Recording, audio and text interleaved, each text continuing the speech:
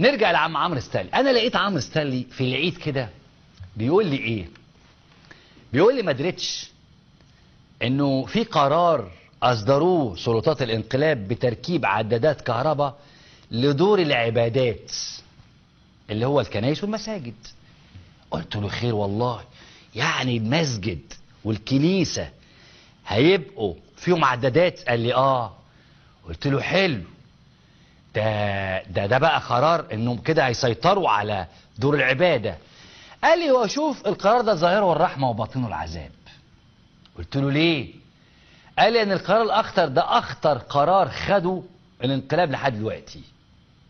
اخطر قرار خده الانقلاب لحد دلوقتي. انا عملت زي حضرتك كده تركيب عداد في كنيسة ومسجد يبقى اخطر قرار خده الانقلاب غير مكافحة الارهاب وبتاع؟ قال لي لا اسمع بس، القرار ده هيغير وجهة مصر الاسلامية خالص. الوجه الاسلامي لمصر هيغيره. وقال لي ان دي خطوة ضمن خطوات الكنيسة لاستبدال الملامح الاسلامية للدولة باخرى مسيحية. هو عمرو ما عندوش معلومة انما بيستنتج يعني. بيقول لي انت ما خدتش بالك انه الاعلام تناول الاعلام الانقلاب اتناول الامر ده بشكل بيظهر السيسي كانه بطل، وانه اول رئيس استطاع انه يجبر الكنيسة على دفع اموال الدولة. قلت له حصل، شفت ده بعيني. قال لي وصحف الانقلاب ما سكتتش، قالت لك بقى ازاي الكنيسة قبلت بالموضوع ورحبت بالقرار، بقرار الزام الحكومة لدور العبادات بدفع استهلاكها من الكهرباء. قلت له ايوه، انا اعتقدت الحقيقة ان الحكومة اجبرت الكنيسة على ده، وقلت اول مرة انا قلت كده اشوف الكنيسة تدفع اموال للدولة.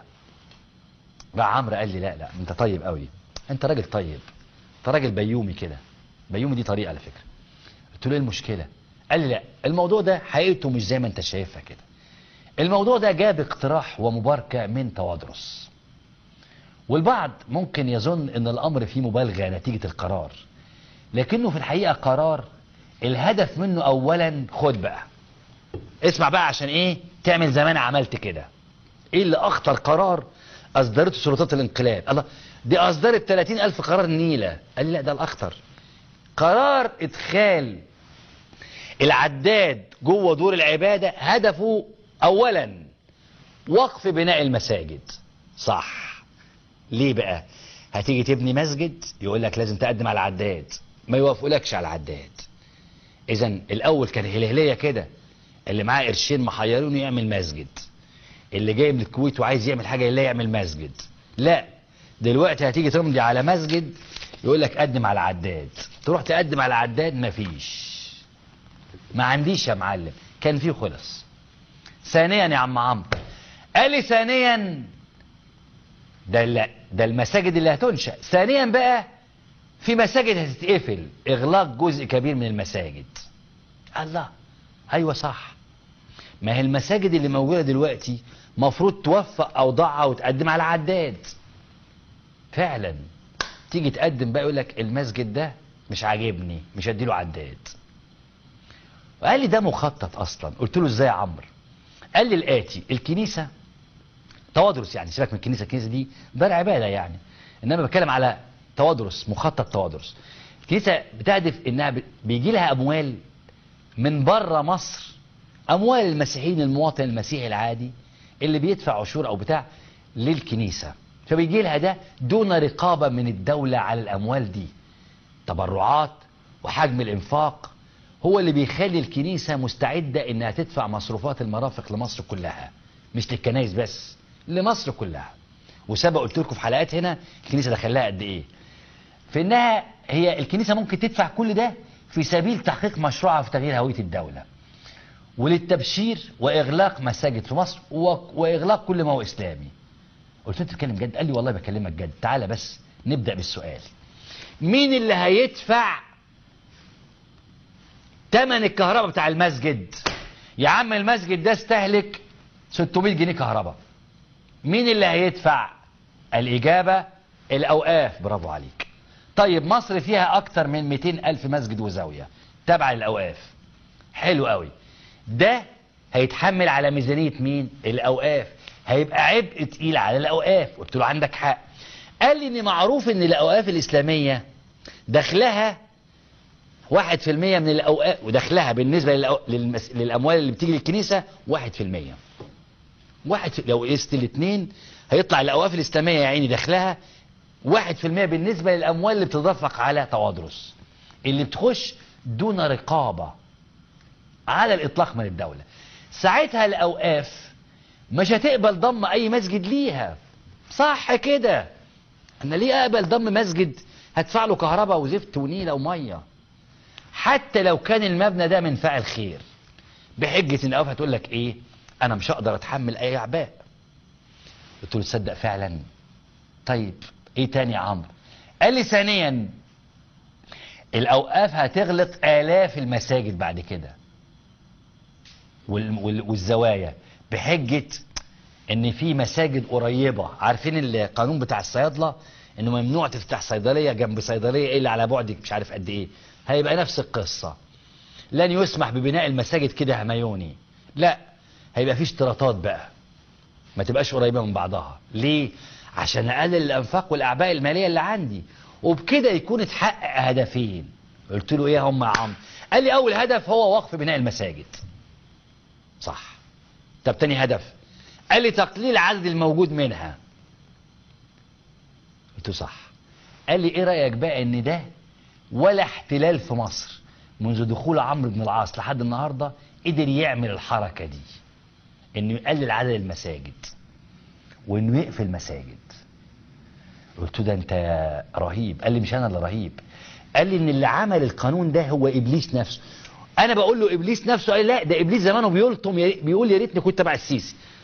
ده غير بقى، خد التانية بقى، خد الاخطر من دي. احنا قلنا دلوقتي على ايه؟ وقف بناء المساجد الجديدة واغلاق مساجد موجودة.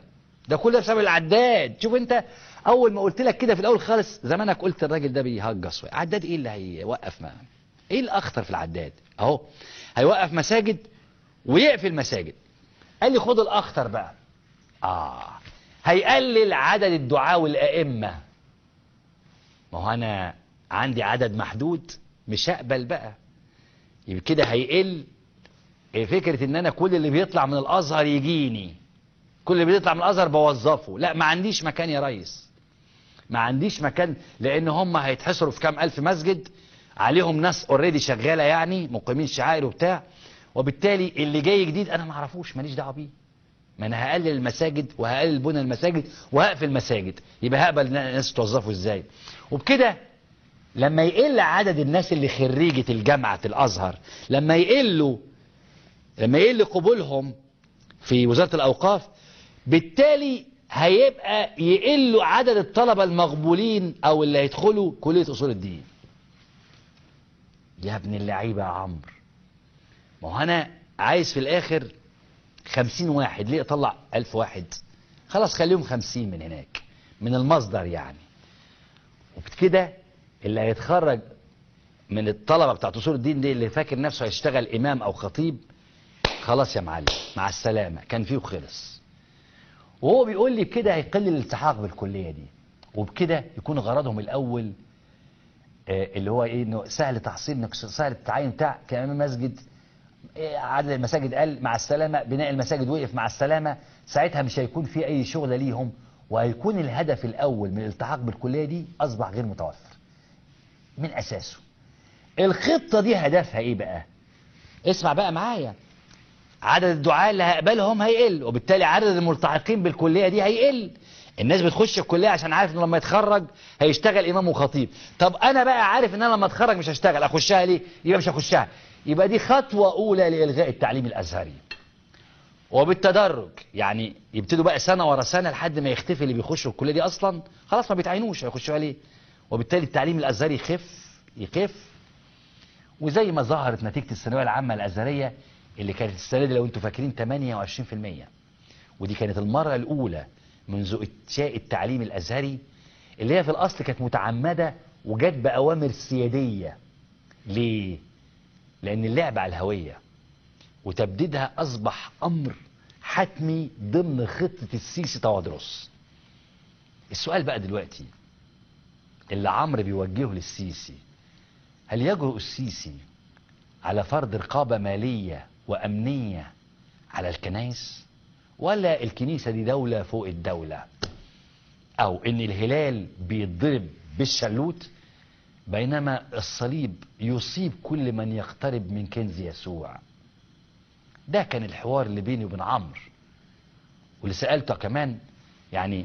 بس أنا أرجوك اللي أنا قلته عن عدادات الكهرباء ده افتكروا كويس جدا، لأن اللي عمل الخطة دي إبليس نفسه، إبليس شخصيا، إبليس بالبطاقة بتاعته، يعني جاء إبليس بالباسبور، اسمك إبليس، يعمل لنا خطة. إبليس فحط الخطة دي حقيقة يعني، ودي هتشوفوا تأثيرها على مدى بعيد شوية، مش بعيد قوي يعني كام سنة.